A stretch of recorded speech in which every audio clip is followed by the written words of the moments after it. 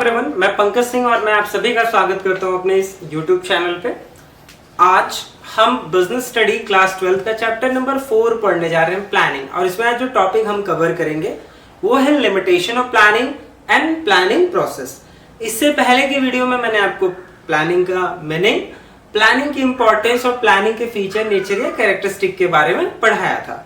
ठीक है, आज इस टॉपिक पे आने से पहले मैं आप सभी से रिक्वेस्ट करूंगा कि अगर आप मेरे चैनल पे नए हैं तो मेरे चैनल को सब्सक्राइब करिए, बगल में बेल आइकन है उसको प्रेस करिए ताकि जो भी लेटेस्ट वीडियो मेरे हो उसकी तुरंत आपको नोटिफिकेशन मिल जाए। और अगर आपको मेरी वीडियो अच्छी लगती है तो मैं आपसे रिक्वेस्ट करूंगा कि इसे लाइक और शेयर जरूर करें। अब आते हैं टॉपिक पे। हमारा टॉपिक क्या है? हमारा आज का टॉपिक है पहला, लिमिटेशंस ऑफ प्लानिंग। मतलब प्लानिंग की कौन कौन सी लिमिटेशंस है जो बिजनेस ऑर्गेनाइजेशन को फेस करनी पड़ती है। Planning first function of management होता है, मतलब मैनेजमेंट का पहला जो फंक्शन है वो है प्लानिंग। ठीक है, प्लानिंग से ही हमारा स्टार्टअप होता है। तो हमने इंपॉर्टेंस जाना प्लानिंग का, प्लानिंग की फीचर्स नेचर्स जान लिए। अब प्लानिंग की लिमिटेशंस क्या होती है, मतलब एक ऑर्गेनाइजेशन को कौन कौन सी समस्याओं के साथ गुजरना पड़ता है प्लानिंग प्रोसेस के दौरान। ठीक है, अब देखो पहली जो इसकी लिमिटेशन है वो है planning leads to rigidity. Planning की वजह से रिजिडिटी आ जाती है। रिजिडिटी का मतलब क्या होता है? एक स्टेबिलिटी, मतलब आपको एक फिक्स्ड पाथ पे चलना होता है, मतलब एकदम टाइटनेस जिसको बोलते हैं। देखो जब प्लानिंग बन जाती है, ठीक है, तो प्लानिंग के बनाते वक्त ही हम एक ऐसा स्ट्रक्चर क्रिएट करते हैं जिसमें एक क्लियर होता है कि हमें क्या करना है, कैसे करना, मेथड डिसाइडेड होता है, कौन कौन करेगा, पूरा स्टेप फाइनलाइज्ड होता है। ठीक है, तो जब एक बार हम अपने प्लानिंग के हिसाब से चलना स्टार्ट कर देते हैं तो किसी भी मैनेजर के लिए बहुत ही डिफिकल्ट होता है कि वो प्लानिंग से हट के कुछ करने की सोचे। मतलब प्लानिंग के अगेंस्ट जाना बड़ा ही टिपिकल होता है। मतलब मैनेजर को अब क्या है कि जो प्रोसेस डिसाइड हो चुका है, जो स्टेप्स डिसाइड हो चुके हैं उसके अकॉर्डिंग चलना होता है। वो अपने हिसाब से या अपनी मर्जी से प्लानिंग के अंदर परिवर्तन नहीं कर सकता। तो प्लानिंग से क्या हो जाता है? रिजिडिटी आ जाती है, मतलब एक फिक्स्ड पोजीशन आ जाता है, आपको रिलैक्सेशन नहीं होता है, आप फ्लक्चुएट नहीं कर सकते हैं प्लानिंग के साथ। तो प्लानिंग की वजह से क्या होगा? रिजिडिटी आ जाती है। ठीक, दूसरी चीज क्या है?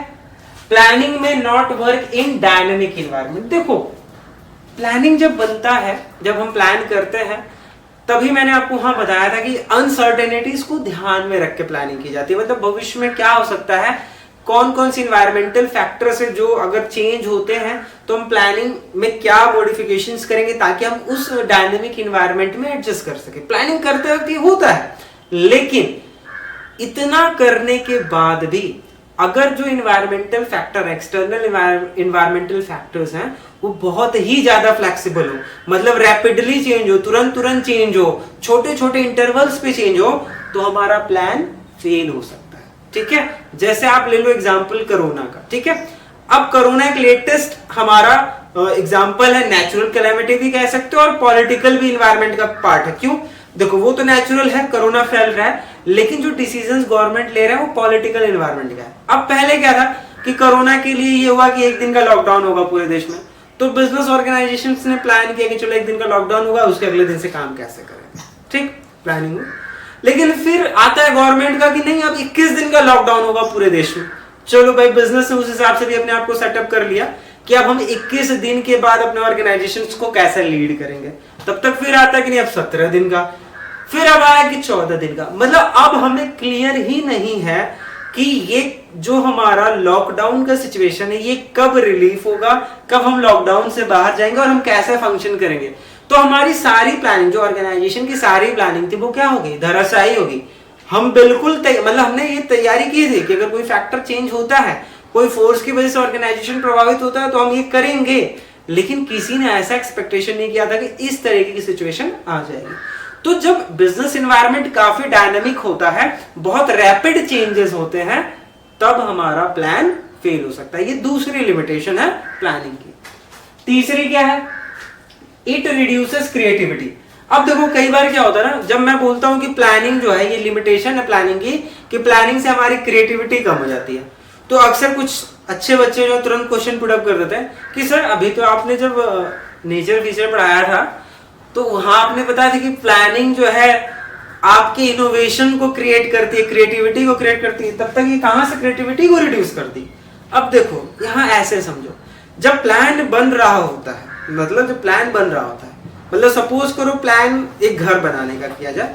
अगर आपको अपना घर बनाना है तो आप घर बनाते वक्त दुनिया भर की डिजाइनिंग के समय अपना दिमाग लगा सकते हो कि मेरे घर का दरवाजा ऐसे होगा, मेरा घर इतने मंजिला होगा, फर्स्ट फ्लोर पे ये करूंगा, सेकंड फ्लोर पे ये करूंगा, मतलब दुनिया भर की आप उसमें इनोवेटिव आइडियाज यूटिलाइज कर सकते हैं एक नक्शा तैयार करने में।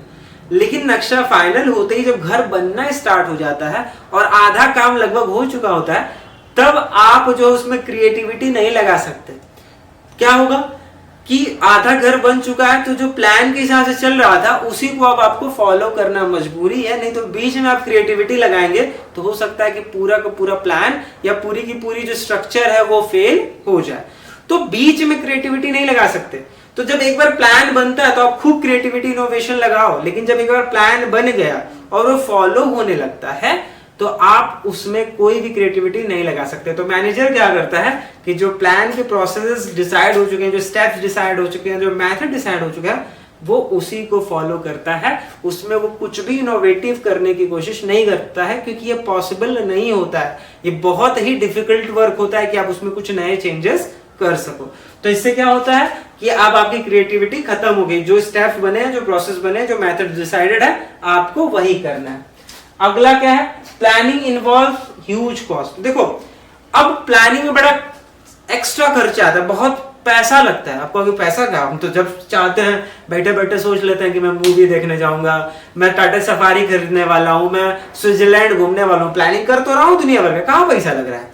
तो भाई हमारी प्लानिंग और बिजनेस की प्लानिंग बड़ा अंतर होता है। बिजनेस एक गोल को लेके चलती है, ठीक है, और गोल के हिसाब से उसको प्लानिंग करनी होती है। हमारी प्लानिंग की तरह नहीं जो चेंज होता रहता है। बिजनेस की जो प्लानिंग होती है, जो प्रोसेस होते हैं, वो ना एक बार बनते हैं तो उनको पूरा कैरी करना होता है गोल को अचीव करने तक, ठीक है।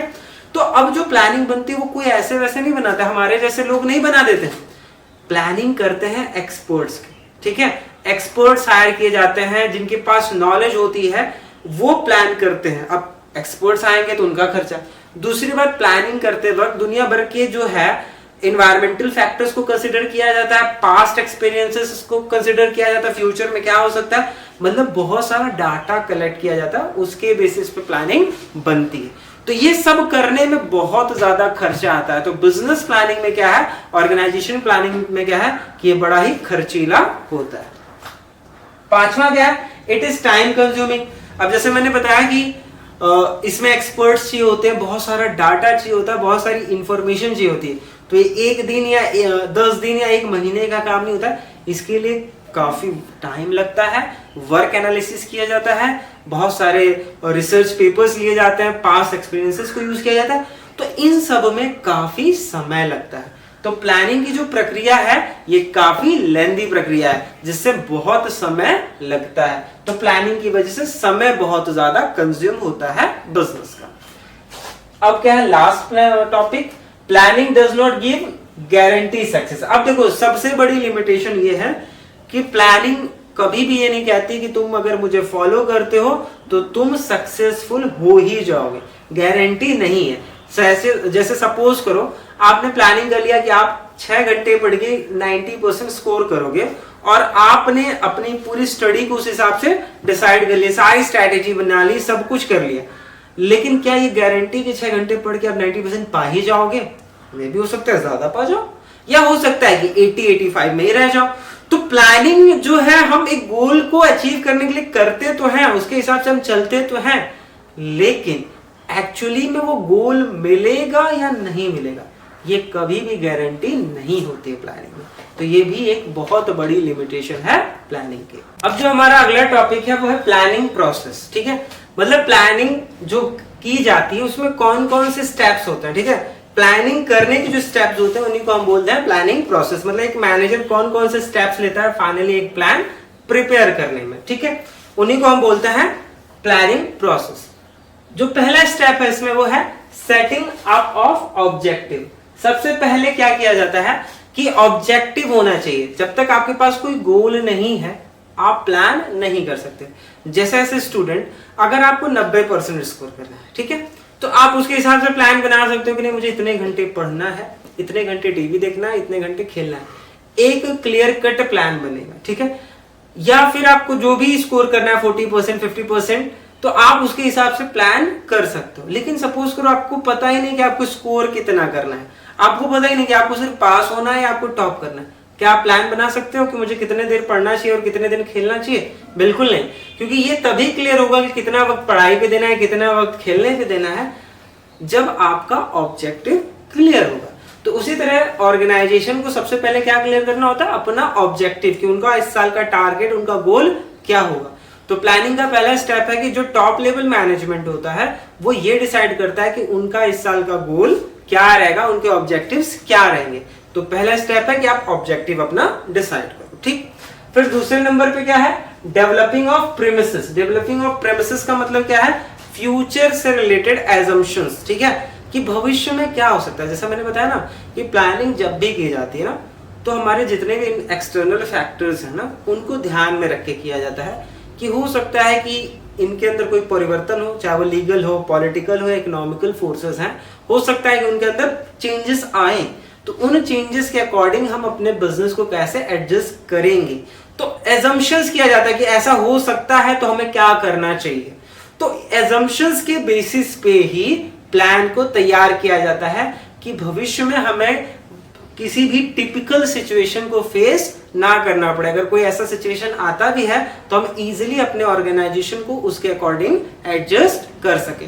तो प्रीमिसेस का मतलब क्या हो गया कि फ्यूचर से रिलेटेड एजम्पशन, भविष्य में क्या हो सकता है, क्या सिचुएशंस आ सकती हैं, उसके अकॉर्डिंग में प्लान बनाना, ठीक है। तो ऑब्जेक्टिव सेट हो गया, भविष्य में क्या हो सकता है, क्या चेंजेस हो सकते हैं, इसका एक एजम्पशन करके प्लान को रखना। तीसरा है listing the various alternatives for achieving objective. तीसरी चीज क्या है कि ऑब्जेक्टिव्स, आपको जो टारगेट है ना उसको अचीव करने के लिए आपके पास कौन कौन सा अल्टरनेटिव है, मतलब कौन कौन से रास्ते हैं। जैसा बनारस आपका टारगेट है जाने का, तो आप बनारस अपने घर से कैसे जा सकते हो? बहुत सारे रास्ते होंगे बनारस जो टच करते होंगे। तो सबसे पहले आपको ये पता होना चाहिए कि बनारस किन किन रास्तों से हम, किन किन रूट से हम जा सकते हैं। उसी तरह ऑर्गेनाइजेशन का जो गोल होता है उसको अचीव करने के बहुत सारे टारगेट होते हैं। जैसे सपोज कर लो कि ऑर्गेनाइजेशन का ऑब्जेक्टिव है कि भैया इस साल हमको अपना सेल्स 20% बढ़ाना है, ठीक। अब 20% सेल बढ़ाना ही ऑब्जेक्टिव है, उसको अचीव करने के हमारे अल्टरनेटिव क्या हो सकते हैं? हो सकता है कि अगर हम डिस्काउंट दे तो भी सेल्स बढ़ जाए, एक अल्टरनेटिव। दूसरा, हम प्रोडक्शन को बढ़ा दें। तीसरा, हम एडवर्टाइजमेंट पे ज्यादा फोकस करें। या हो सकता है कि हम और जो है प्रोडक्ट बनाना, मतलब डिफरेंट प्रोडक्ट्स का भी प्रोडक्शन स्टार्ट करें ताकि कंपनी का सेल्स बढ़े, ठीक है। तो ऐसे बहुत सारे अल्टरनेटिव हैं। तो कंपनी को सबसे पहले क्या करना पड़ेगा तीसरे नंबर पे कि जो जो ऑब्जेक्टिव उसने सेट किए हैं, ठीक है, उन ऑब्जेक्टिव्स को पाने के जो जो अल्टरनेटिव्स हैं उनका लिस्ट बनाना कि हाँ भैया ये ऑब्जेक्टिव है और ये तरीका है जिससे इस ऑब्जेक्टिव को हम अचीव कर सकते हैं। तो तीसरे नंबर पे हो गया लिस्टिंग अल्टरनेटिव्स। फिर क्या करना है? Evolution of different alternatives. अब इतने सारे जो अल्टरनेटिव हमने बना लिए, जैसे सेल्स का एग्जांपल दिया मैंने कि आप डिस्काउंट दे सकते हो, आप एडवर्टाइजमेंट पे फोकस कर सकते हो, आप जो है वेरियस मतलब डिवीजन कर सकते हो अपने प्रोडक्ट्स का, ठीक है, और प्रोडक्ट्स को ऐड कर सकते हो। ऐसे बहुत सारे अल्टरनेटिव हैं। अब इन अल्टरनेटिव्स में से हमें देखना पड़ेगा कि कौन सा अल्टरनेटिव ज्यादा बेस्ट है जो हम अडॉप्ट कर सकते हैं। सारे नहीं कर सकते, या हो सकता है सबको अडॉप्ट कर ले। मतलब हम एक तरीके से इवोल्यूट करेंगे जो जो अल्टरनेटिव्स हैं ना हमारे पास, जिनसे हम अपने ऑब्जेक्टिव को अचीव कर सकते हैं, इसमें से कौन सा अल्टरनेटिव हमारे लिए बेस्ट होगा, हमारे लिए जो है किफायती होगा, मिनिमम कॉस्ट पे होगा, ठीक है। तो हम इवोल्यूट करते हैं, ठीक है।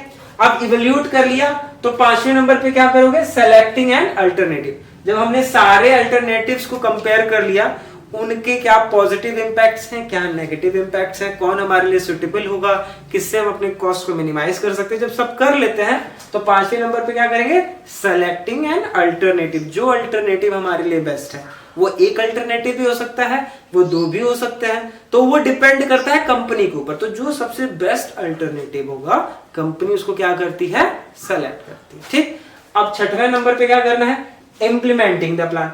अब प्लान बना लिया, डॉक्यूमेंट्री फॉर्म कर लिया, मतलब हमने भैया ऑब्जेक्टिव सेट कर लिया था, हमने प्रेमिसेस भी बना ली, हमारे अजम्पशंस कर लिए कि भाई फ्यूचर में क्या हो सकता है और क्या नहीं हो सकता, उस हिसाब से प्लान कर लिया। हमने अल्टरनेटिव्स भी बना अपने सारे लिस्ट कर लिए, सारे अल्टरनेटिव्स को कंपेयर भी कर लिया, फिर फाइनली अल्टरनेटिव चुन भी लिया, और फिर हमने प्लान, एक पूरा डॉक्यूमेंट तैयार है हमारा प्लान का। तो सिर्फ डॉक्यूमेंट तैयार करने से प्लान नहीं सक्सेसफुल होता है। अब हमें क्या करना पड़ेगा, अपने उस डॉक्यूमेंट्री प्लान को अपने जो एम्प्लॉयज हैं उनके बीच में कम्युनिकेट करना पड़ेगा कि भैया हमारा ये प्लान है, इस प्लान के अकॉर्डिंग आपको ऐसे वर्क करना है।